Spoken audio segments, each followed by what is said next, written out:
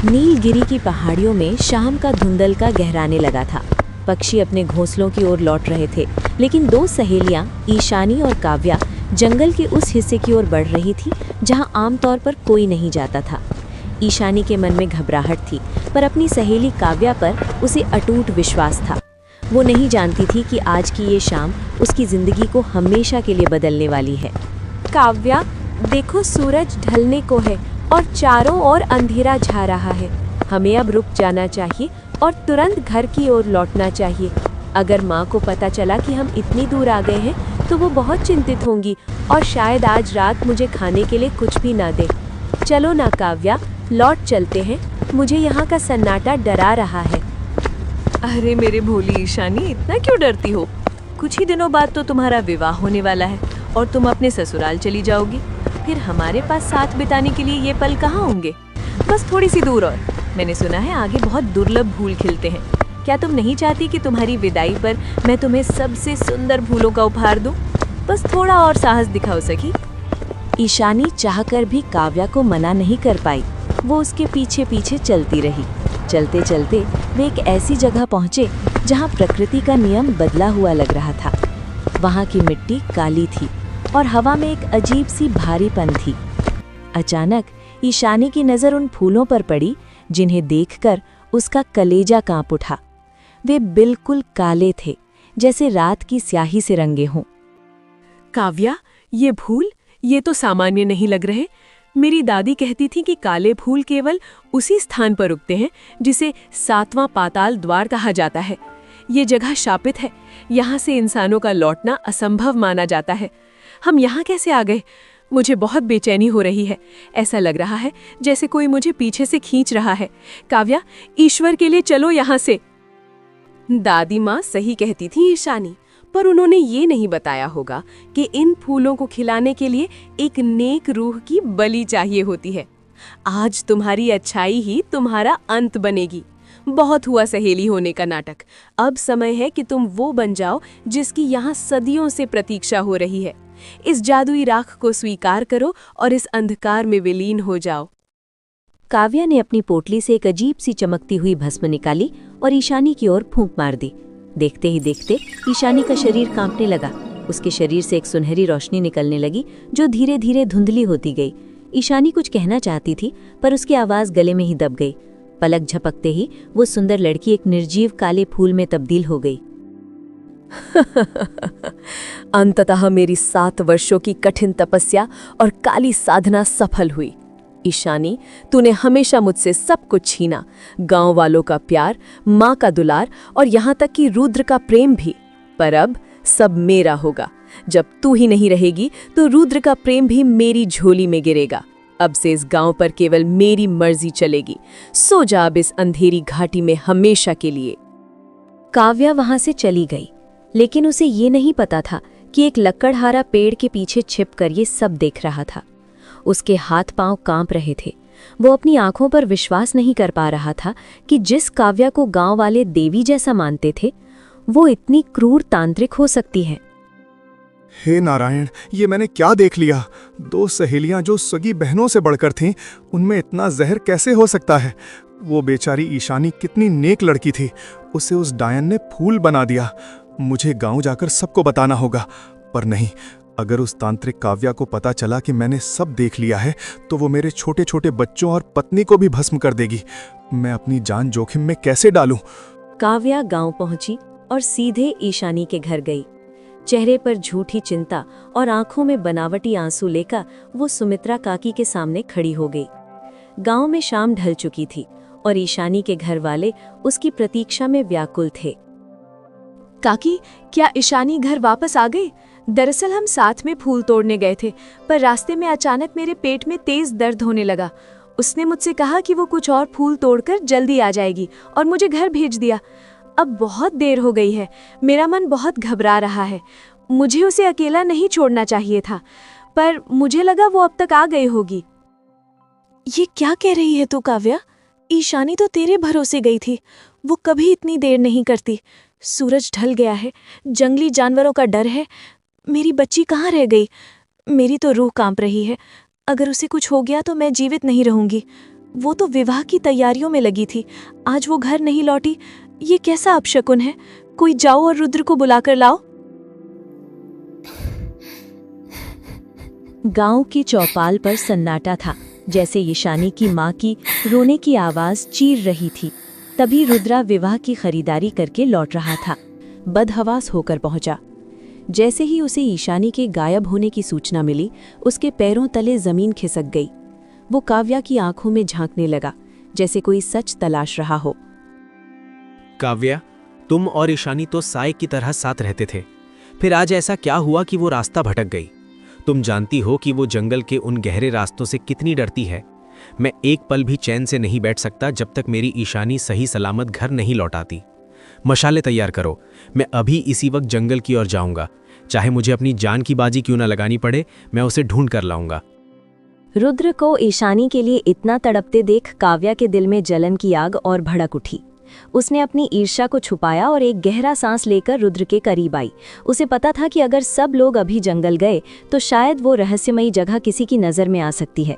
उसे अपनी योजना को और पुख्ता करना था। रुद्रा, तुम्हारा दुख मैं समझ सकती हूँ। आखिर वो मेरी भी तो सखी थी। लेकिन इस अंधेरी रात में जंगल जाना आत्महत्या जैसा है। जंगली जानवर और लुटेरे इस वक्त सक्रिय होते हैं। मेरी मानो तो सुबह होने का इंतजार करो। मैंने उसे उस पुराने बरगद के पास छोड़ा था। शायद वो रास्ता भटक कर किसी गुफा में शरण ले ली हो। मैं भी तुम्हारे साथ चलूंगी। आखिर उसे ढूंढना मेरा भी धर्म है।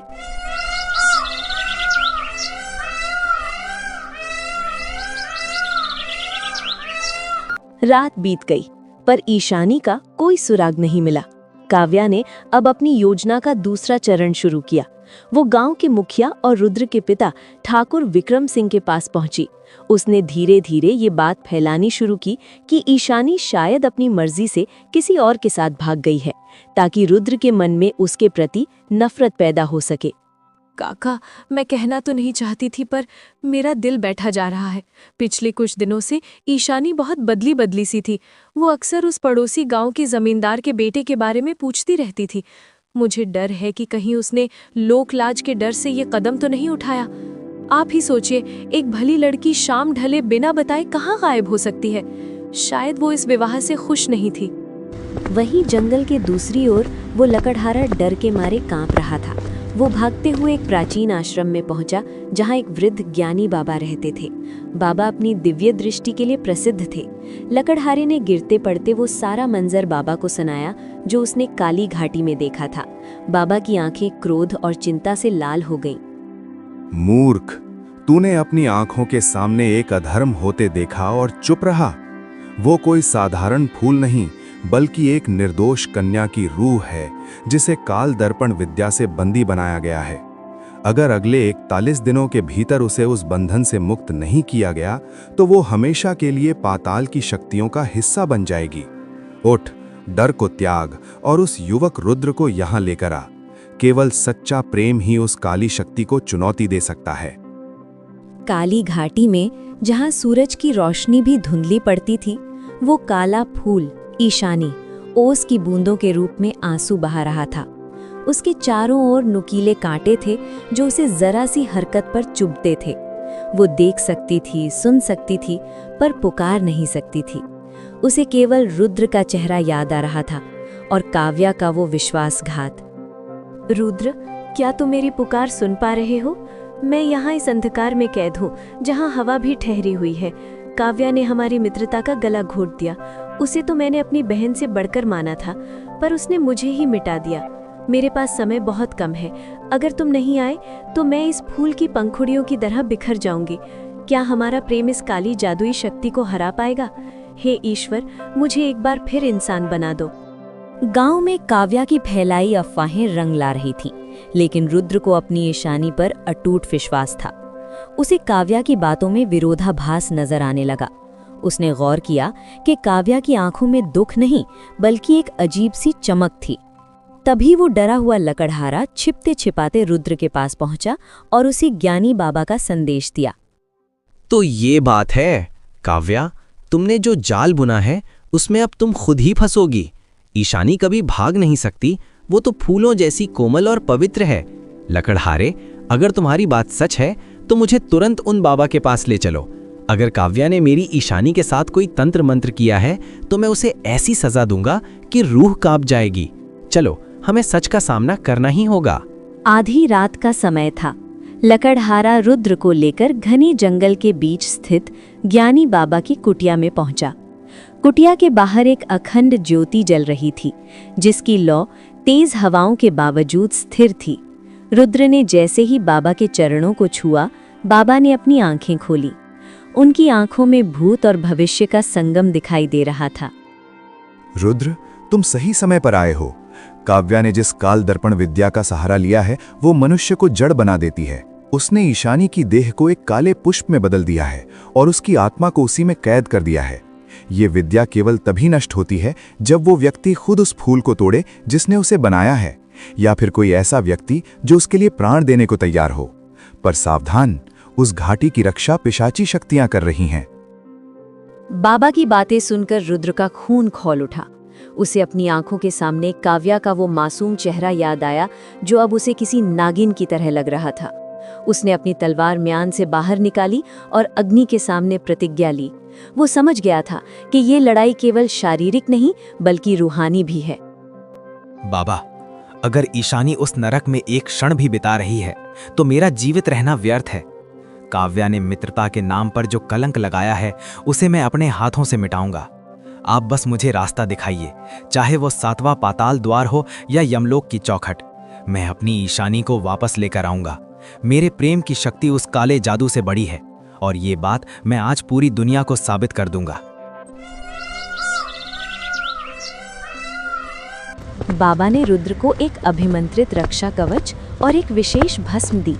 रुद्र, लकड़हारा और बाबा उस काली घाटी की ओर चल दिए जहां ईशानी पुष्प बनी हुई थी। रुद्र, अपनी आंखें बंद मत करना। ये मायावी शक्तियां तुम्हें भ्रमित करने की कोशिश करेंगी। तुम्हें ईशानी की आवाज सुनाई देगी, तुम्हें अपने मृत पूर्वज दिखाई देंगे, लेकिन रुकना मत। ये काव्या का बिछाया हुआ जाल है। अपनी को इस भस्म से अभिमंत्रित कर लो। जो भी बाधा सामने आए उसे भेदते हुए आगे बढ़ो। हम उस स्थान के बहुत करीब हैं जहां प्रकृति का अंत और अंधकार का आरंभ होता है। रुक जाओ रुद्र, एक कदम भी और आगे बढ़ाया तो मैं इस मशाल से उस काले फूल को भस्म कर दूंगी। अगर ईशानी राख हो गई तो उसकी आत्मा कभी मुक्त नहीं हो पाएगी। तुम उसे बचाने आए हो। जिस लड़की ने तुम्हें छोड़कर भागने की योजना बनाई थी, तुम उसके लिए अपनी जान दे रहे हो। लौट जाओ रुद्र, मैं तुम्हें अभी भी मौका दे रही हूँ। मेरी शक्ति को पहचानो और मुझे स्वीकार करो, वरना आज ये घाटी तुम्हारी कब्र बनेगी। चट्टान के नीचे कांटों के बीच वो काला फूल ईशानी थरथरा रहा था। उसने रुद्र को देख लिया था। रुद्र, मत आओ आगे। काव्या ने अपनी रूह शैतान को बेच दी है। वो तुम्हें मार डालेगी। मैं मर भी जाऊं तो गम नहीं, पर तुम्हारी सलामती मेरे लिए सब कुछ है। देखो उसके पीछे वो साया, वो उसे नियंत्रित कर रहा है। काव्या अब वो सहेली नहीं रही जिसे हम जानते थे। हे ईश्वर, मेरे प्रेम की रक्षा करना।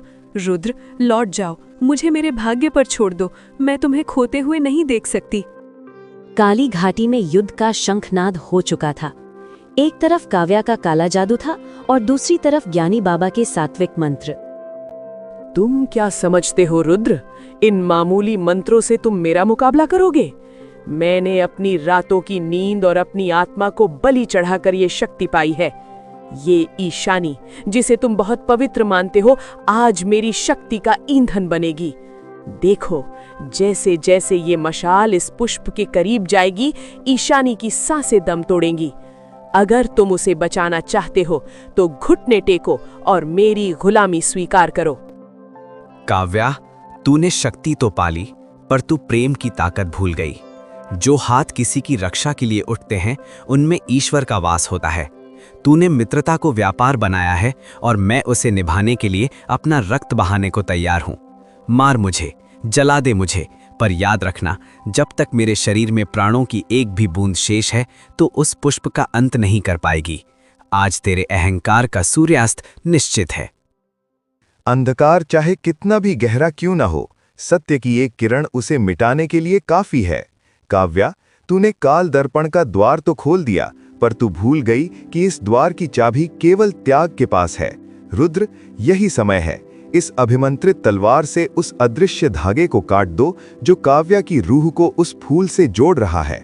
डरो मत, प्रहार करो, क्योंकि ये प्रहार विनाश के लिए नहीं, मुक्ति के लिए है।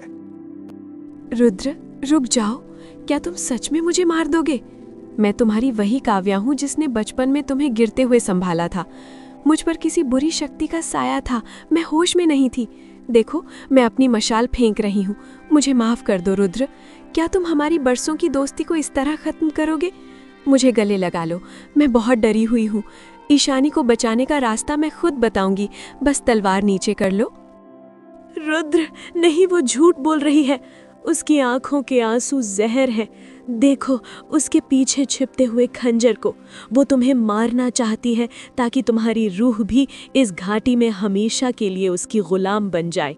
मेरी चिंता मत करो, तुम बस उसे खत्म करो। अगर तुम चले गए तो इस दुनिया से अच्छाई का नाम मिट जाएगा।